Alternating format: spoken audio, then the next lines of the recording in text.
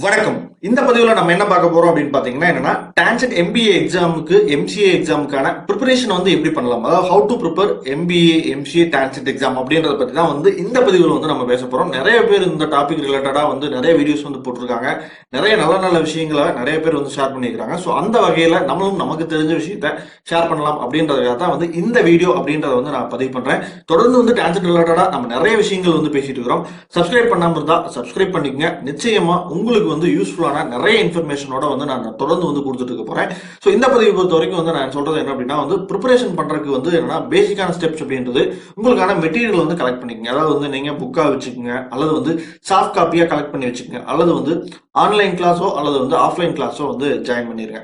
இது எப்படின்னு பாத்தீங்க அப்படின்னா நீங்க ஆன்லைன் கிளாஸ் ஆஃப்லைன் கிளாஸ் அப்படின்றது என்னன்னா உங்களோட விருப்பம் தான். நான் சொல்றது என்னன்னா எதர் புக் வாங்கிக்கங்க, அல்லது சாஃப்ட் காப்பி கையில இருந்தனாலும் ஓகே, அல்லது இல்ல எனக்கு கொஞ்சம் சப்போர்ட் தேவைப்படுது, ஏன்னா எல்லாமே என்னால ஓனா ப்ரிப்பேர் பண்ண முடியாது அப்படின்றவங்க ஆன்லைன் கிளாஸோ ஆஃப்லைன் கிளாஸோ ஜாயின் பண்ணிருங்க. நிறைய அகாடமிஸ் டான்செட் MBA MCA எக்ஸாமுக்கு கிளாஸஸ் கண்டக்ட் பண்றாங்க. ஸோ அதுல எது நல்லா பண்றாங்க அப்படின்றத நீங்களே பார்த்து சூஸ் பண்ணிங்க. எனக்கு தெரிஞ்சது பாத்தீங்க அப்படின்னா அசன்ட் லேர்ன் டு லீட் இவங்க எல்லாம் நல்லா பண்ணிட்டு இருக்காங்க. இது இல்லாம இன்னும் நிறைய பேர் நல்லா பண்ணுவாங்க அப்படின்னு நினைக்கிறேன். ஸோ அதுல யாரெல்லாம் நல்லா பண்றாங்க, உங்களுக்கு அது கன்வீனியன்ட்டா இருக்கா, உங்களுக்கு அது நியர்பையா இருக்கா, அதே மாதிரி ஃபீஸ் அஃபோர்டபுளா இருக்கா அப்படின்றத உங்களுக்கு உங்களுடைய சுச்சுவேஷனை பொறுத்து நீங்க பார்த்து ஜாயின் பண்ணிக்கங்க. ஸோ அதுல நான் இதுல ஜாயின் பண்ணுங்க, இது வேண்டாம் அப்படின்றத நான் அந்த சஜஷனுக்குள்ள நான் போகல. அதே மாதிரி என்ன எக்ஸாம் அப்படின்றது நிச்சயமா ஏப்ரல் மாசம் தான் நடக்க போகுது. ஏன்னா இந்த மிஜா புயல் அப்படின்றதுனால முடிந்தவரை தள்ளித்தான் போகும். ஸோ ஏப்ரல்ல எக்ஸாம் இருக்க போறது கிடையாது.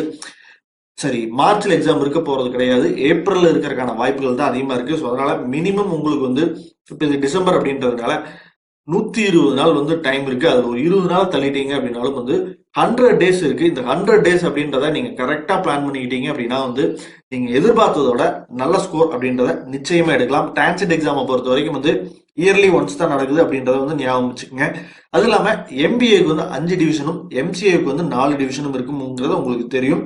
MCA பொறுத்த வரைக்கும் ஆனது quantitative ability, logical reasoning, analytical reasoning, computer awareness 4 டாபிக்கும். MBA பொறுத்த வரைக்கும் business situation, reading comprehensions, mathematics, data sufficiency, English அப்படின்னு 5 டிவிஷனா இருக்கிறது உங்களுக்கு தெரியும். ஸோ MCAவா இருந்தாலும் MBAவா இருந்தாலும் சரி, டான்செட்டோட ஃபர்ஸ்ட் மார்க் அப்படின்றது அதிகபட்சம் பாத்தீங்க அப்படின்னா 60 ரேஞ்சில் தான் இருக்கு. ஒரு 55 to 60 தான் ஃபர்ஸ்ட் மார்க்கே இருக்கும். ஸோ அதனால நீங்க புரிஞ்சுக்குங்க இந்த எக்ஸாம் அப்படின்றது எந்த அளவுக்கு டஃபா இருக்கும் அப்படின்றதையும் தெரிஞ்சுக்குங்க. ஸோ ஃபர்ஸ்ட் எக்ஸாமுக்கு நீங்க ப்ரிப்பேர் ஆகிறதுல ஃபர்ஸ்ட் தெளிவா இருக்க வேண்டிய விஷயம் அப்படின்றது எக்ஸாம் பேட்டர்ன். அது ஆன்லைன் மோடா ஆஃப்லைன் மோடா அப்படின்றத தெரிஞ்சுக்கணும். அதே மாதிரி எத்தனை டிவிஷன் இருக்குது அப்படின்றத தெரிஞ்சுக்கணும். ஒவ்வொரு டிவிஷனுக்கும் எவ்வளவு டைம் அலோகேட் பண்ணியிருக்காங்க, எவ்வளவு மார்க் அலோகேட் பண்ணியிருக்காங்க அப்படின்றதையும் நீங்க தெரிஞ்சுக்கிட்டீங்க அப்படின்னா தான் என்னன்னா உங்களுக்கு எக்ஸாம் எழுதுறது அப்படின்றது நம்ப ஈஸியா. அதே மாதிரி சிலபஸ்ல நீங்க தெளிவா இருக்கணும். So TANCET MBA MCA syllabus அப்படின்றத நீங்க தெளிவா தெரிஞ்சிருந்தீங்க அப்படின்னா மட்டும்தான் என்னன்னா எந்த டிவிஷன் உங்களுக்கு டஃபா இருக்கு, எந்த டிவிஷன் ஈஸியா இருக்கு அப்படின்றத ப்ரியாரிட்டைஸ் பண்றதுக்கு ஈஸியா இருக்கும். ஸோ அதுல நீங்க ப்ரியாரிட்டி கொடுத்துங்க. எது ஈஸியா இருக்கு, எது டஃபா இருக்கு அப்படின்றத ப்ரியாரிட்டி கொடுத்துங்க. ஸோ முடிந்தவரை நம்ம தெளிவா தெரிஞ்ச கான்செப்ட்ஸ் அப்படின்றத ஃபர்ஸ்ட்டும், தெரியாததை கடைசியும் அட்டன் பண்ணுங்க. அப்பதான் உங்களுக்கான டைம் அப்படின்றத உங்களுக்கு மிச்சப்படுத்த முடியும்.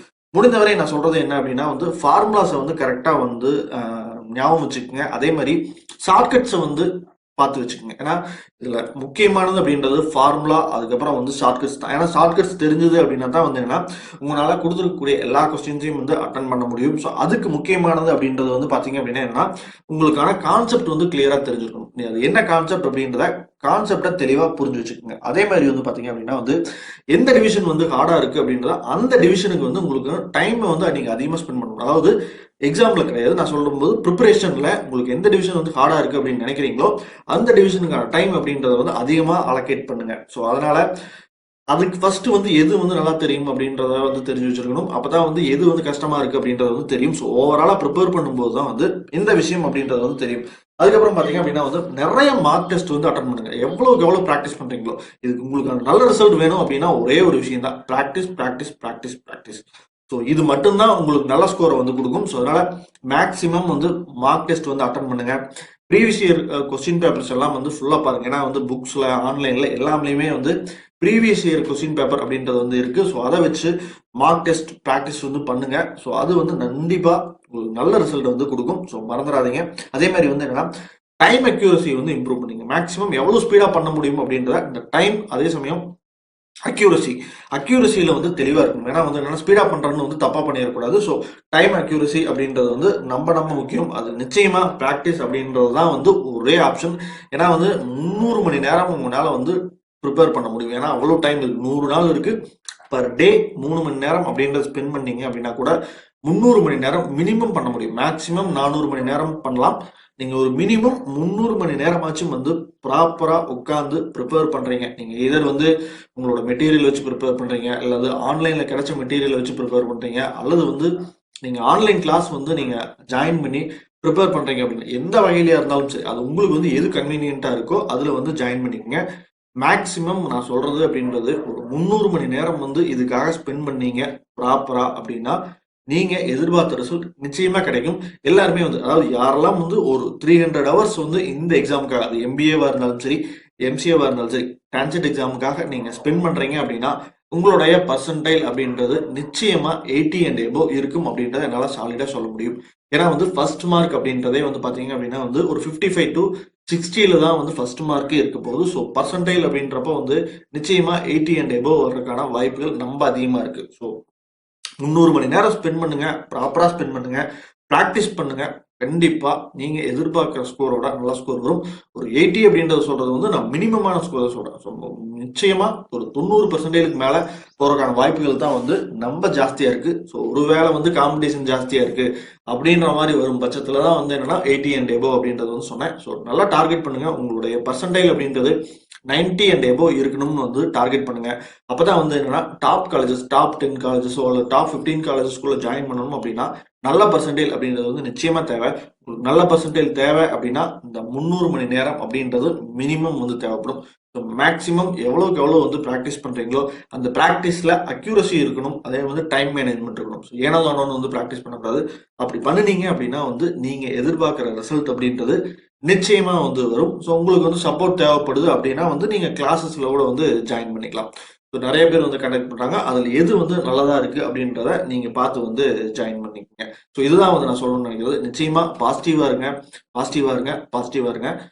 மேக்சிமம் எஃபோர்ட் போட்டீங்க அப்படின்னா வந்து கண்டிப்பா நல்ல ரிசல்ட் அப்படின்றது வந்து கண்டிப்பா வந்தே ஆகும். ஏன்னா வந்து ஹார்ட் ஒர்க்கும் ஸ்மார்ட் ஒர்க்கும் இருந்தது அப்படின்னா நீங்க எதிர்பார்க்கிற ரிசல்ட் வந்து வராம போகவே வந்து போகாது. ஸோ பாசிட்டிவா இருங்க. எல்லாரும் வந்து நல்ல ஸ்கோர் எடுங்க. ஸோ இதுதான் வந்து நான் உங்ககிட்ட இருந்து வந்து எதிர்பார்க்கறது.